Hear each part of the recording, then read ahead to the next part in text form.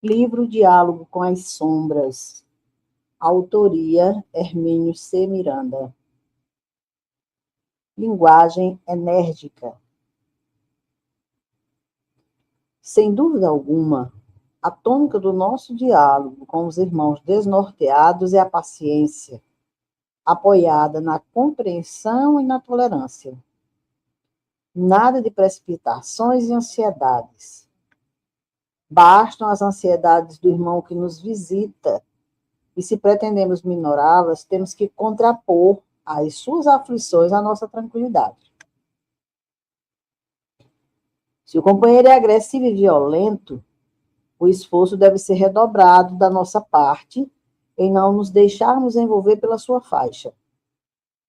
A voz precisa continuar calma, em tom afável, sem precisar ser melosa, mas é imprescindível que seja sustentada pela mais absoluta sinceridade e por um legítimo sentimento de amor fraterno sem pieguice. Isto não exclui, por certo, a necessidade, às vezes, de uma palavra mais enérgica. Mas o momento de dizê-la tem que ser buscado com extrema sensibilidade, tato e oportunidade. E se for necessário dizê-la, é preciso que a voz não se altere a ponto de soar violenta, autoritária ou rude. A energia não está no tom de voz, mas naquilo que dizemos. Certo espírito apresentou-se-nos, certa vez, em estado de terrível agitação. Caíra em poder de implacável hipnotizador que o reduzira ao mais extremo desespero.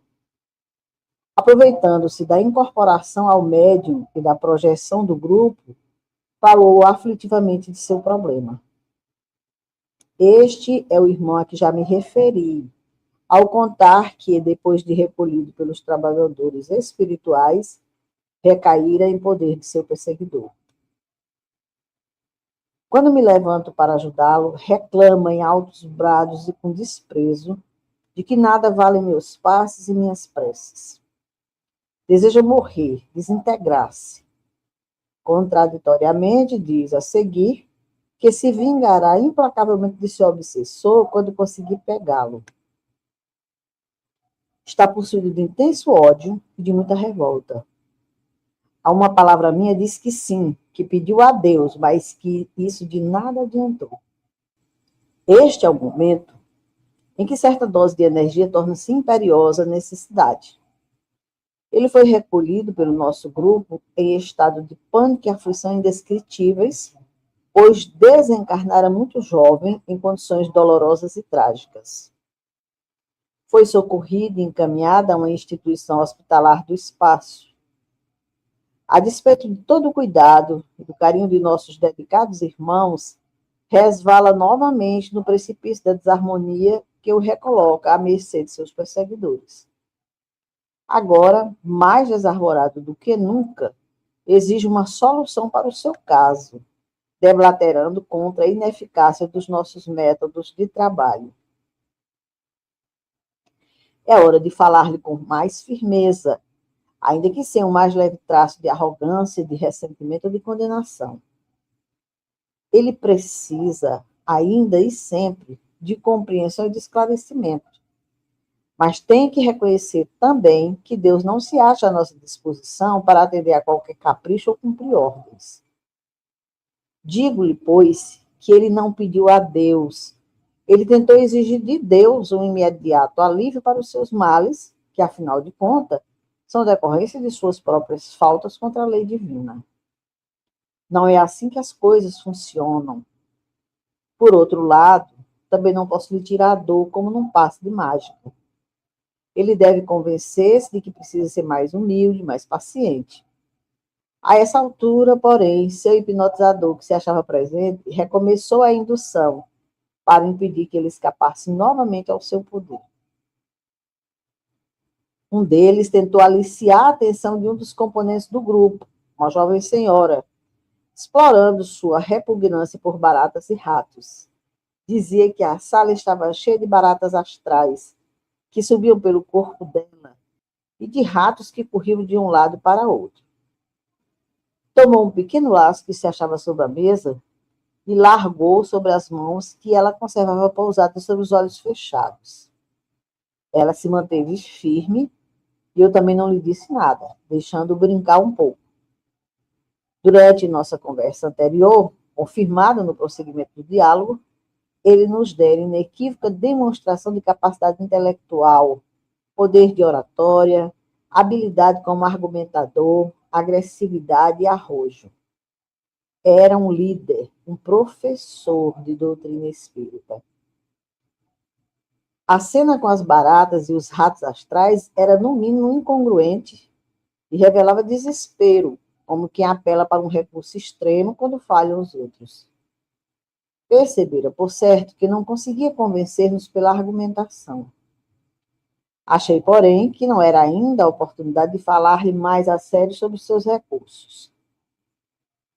Na reunião seguinte, pareceu-me que o momento propício chegara. A certo ponto, desviei sua conversação animada sobre a doutrina de Kardec para o problema das baratas. Como é que você, disse-lhe eu, um homem assim inteligente e culto, que se diz líder e mestre, faz uma brincadeira como aquela de baratinhas e ratinhos astrais? Ele parece ter sido apanhado de surpresa. Pensou, talvez, que como eu deixara passar a ocasião de falar na sessão anterior, o episódio ficara esquecido. Algo desconcertado, disse-me evasivamente, como quem se desculpa. Foi o que encontrei aqui. Mas estava, evidentemente, desbalanceado. E muitas vezes, um pequeno incidente como este facilita-nos o acesso à verdadeira motivação da sua problemática. Mas não nos esqueçamos, o momento tem que ser oportuno, e para isso só podemos contar com a intuição, dado que os espíritos que nos ajudam não nos transformam em meros repetidores de suas palavras. Eles nos orientam e assistem, mas deixam a nosso critério a condução do diálogo. Raramente interferem, e quando isso se torna imperioso, fazem-no com extrema discrição, limitando-se a transmitir uma pequena informação para que o próprio doutrinador a desenvolva com seus recursos. Em casos excepcionais, sob condições especiais, mentores espirituais presentes incorporam-se em outros médios para doutrinar o espírito manifestado. É comum, nesses casos, falarem com inusitada energia e firmeza, e, no entanto, sem o menor traço de rancor, de impaciência, de agressividade. Um desses companheiros amados certa vez disse um basta, com incontestável autoridade, ao espírito que deblaterava com arrogância e impertinência. O problema da palavra enérgica é, pois, extremamente delicado. Se pronunciada antes da hora, no momento inoportuno, pode acarretar inconvenientes e perigos incontornáveis, pois que não podemos esquecer-nos de que os espíritos desarvorados empenham-se com extraordinário vigor e habilidade em arrastar-nos para a altercação e o conflito, clima em que se sente muito mais à vontade do que o doutrinador. Se esse topar a briga, estará arriscando-se a sérias e imprevisíveis dificuldades. Não pode, por outro lado, revelar-se temeroso e intimidado. Esse meio termo entre destemor e intrepidez é a marca que distingue um doutrinador razoável de um incapaz, pois os bons mesmos são raríssimos. E aquele que se julga um bom doutrinador está a caminho de sua própria perda, pois começa a ficar vaidoso. Os próprios espíritos desequilibrados encarregam-se de demonstrar que não há doutrinadores impecáveis. Muitas vezes envolvem, enganam e mistificam. Se o doutrinador julga-se invulnerável e infalível, está perdido. É melhor passar suas atribuições a outro que, embora não tão qualificado intelectualmente, tenha melhor condição de conseguir manter-se ao mesmo tempo firme e humilde. A interferência enérgica é, pois, uma questão de oportunidade. Precisa ser decidida à vista da psicologia do próprio espírito manifestante e da maneira sugerida pela intuição do momento. Nunca deve ir à agressividade, à irritação, à cólera e jamais ao desafio, Qualquer um de nós redobra suas energias quando desafiado. É humano, é incontestavelmente humano esse impulso. Quando alguém põe em dúvida um que seja dos nossos mais modestos atributos, tratamos logo de provar que, ao contrário, é naquilo que somos bons. Ademais, seria desastroso recuar, intimidado, depois de uma observação mais enérgica. O espírito perturbado tiraria disto o melhor partido possível para os seus fins. Uma das muitas armas que manipulam com extrema habilidade é a do ridículo.